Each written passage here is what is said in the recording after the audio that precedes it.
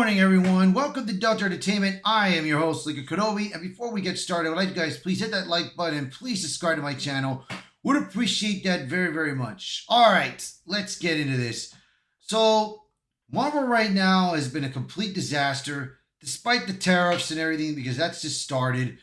Marvel has been a complete disaster ever since after Endgame, bro. Viewerships have been down. They have been losing lots of money because all they've been doing is going out a message instead of entertaining people, man. And this is something that Marvel, especially Kevin Feige, need to start realizing, bro. And right now, we got an article about Kevin Feige. So let's take a read at this, and you guys let me know in the comments what you guys think.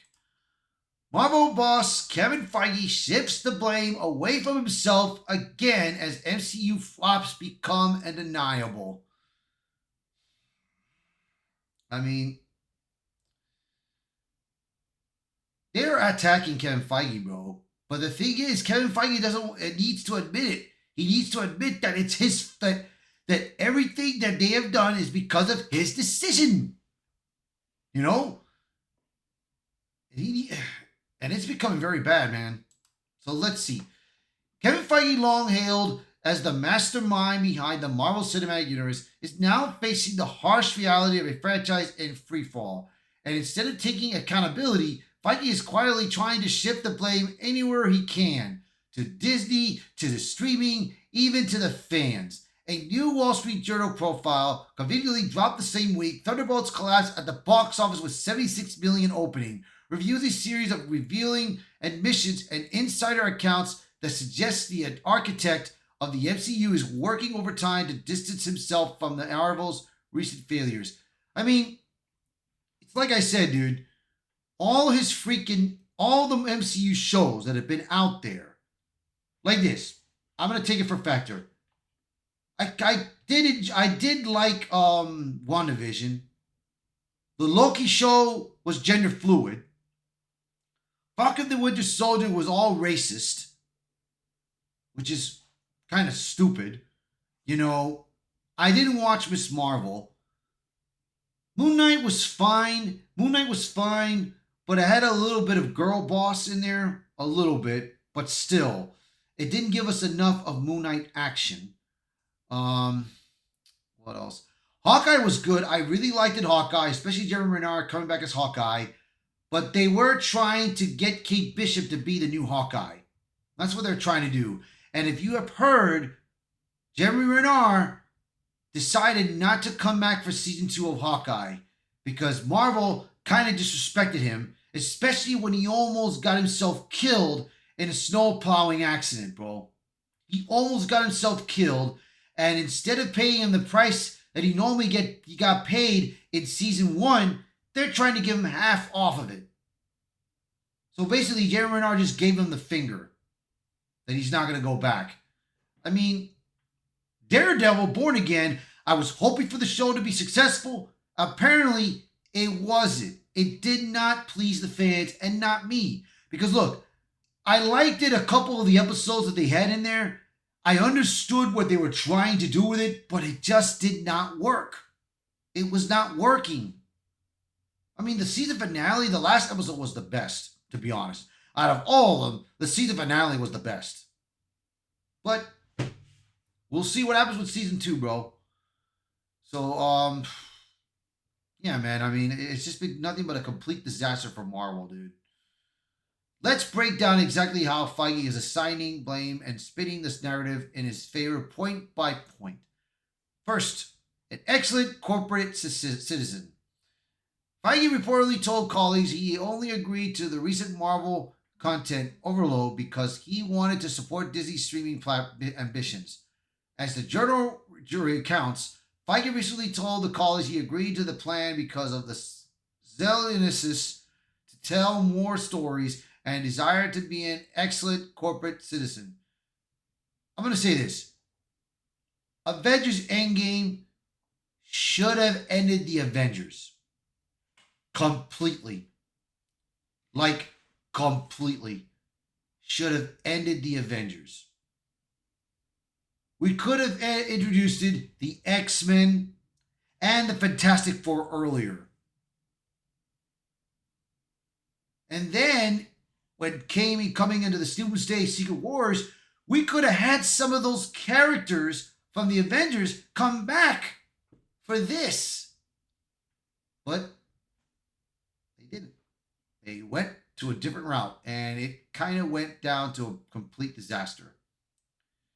This conveniently frames the MCU's bloated output as a noble sacrifice to the Disney C-suite rather than a miscalculation on the part of Feige, but it also raises the obvious question: why didn't the man in charge push back? Feige is not a powerless cog in Disney's French machine. He's the single most powerful producer in Hollywood, and he had every chance to pump the brakes. Yeah, he did, and he blew it. Instead, he embraced the flood of content and rubber stamped shows like Secret Invasion and Miss Marvel and went on to tank the audience with audiences. The homework admission. Second, Feige reportedly told insiders that even he found it keeping up with all Marvel's content overwhelming.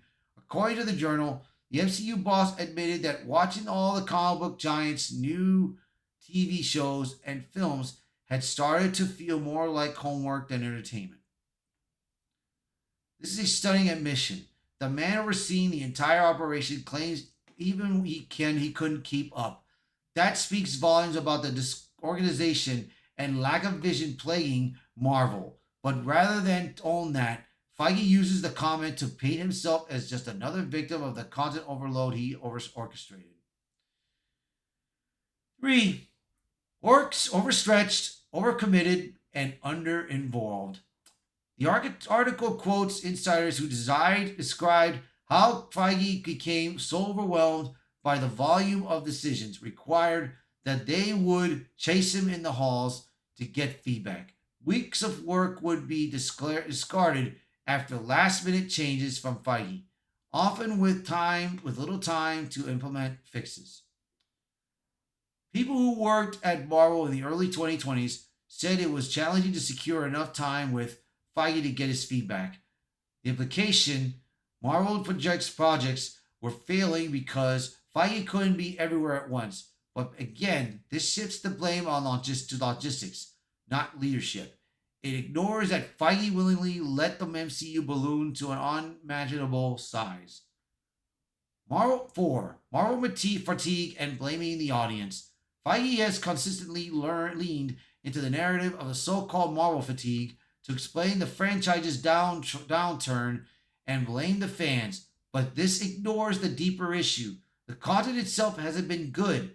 The article quotes one fan, Leslie Rodriguez, who said, "I loved it for so many years, but after all the TV shows and everything, it just started getting a little confusing and all over the place." That's not fatigue, that's frustration. Feige's strategy made the MCU inaccessible to casual viewers instead of creating entry points. The interconnected sprawl became a broader barrier to engagement that's not the audience's fault. 5. When things fail, Feige gets involved. One of the most revealing details in the report is how Feige was largely absent from the production of the Marvels, only getting deeply involved after Quantumania bombed. The piece notes the filmmakers of the Marvels got little attention from the overstretched Feige. After Quantumania bombed, Feige became more involved, hoping to avoid a second faceplate plant in 1 year. Yeah, sure. This sets a convenient narrative. If a project fails, it's because Feige wasn't involved enough. Succeeds. If it succeeds, he gets the credit. It's no lose situation for him unless people start paying attention to how often he's now trying to rewrite the record. 6. Robert Downey Jr., the Hail Mary. In a move that reeks of desperation, Feige has brought back Robert Downey Jr. to play Doctor Doom and retitled the next Avengers films Avengers Doomsday. He's also rehired the Russo brothers to direct. This move screams, "Please love us again," but it is also being framed as Feige's bold new vision, not a retreat into nostalgia. The report states that Feige revealed Downey's return at the Comic-Con 2024 to thunderous applause, a moment designed to reclaim his mythos. But the truth is clear. This is all part of a larger campaign to rescue Feige's legacy from the very missteps he helped engineer. And with Thunderbolts opening to just 76 million despite largely positive reviews, the clock is ticking. If Doomsday flops too, who would Feige blame next? I mean, it's like this, bro. Kevin Feige has made mistakes, countless mistakes. If he would have ended the Avengers after Endgame and started the X-Men and started the Fantastic Four earlier, maybe this would have been a good chance for it to be restored. Maybe. But with everything that happened, I don't know, man. I doubt it's going to work. I doubt right now it's going to work out, man. But we shall see. You guys let me know in the comments below what you guys think. So thank you for watching this video and thank you for being part of the channel. So please, again, share this video, post a comment below, let me know your thoughts. As always, thank you all so much, and I'll be seeing you all until next time. Bye, everyone.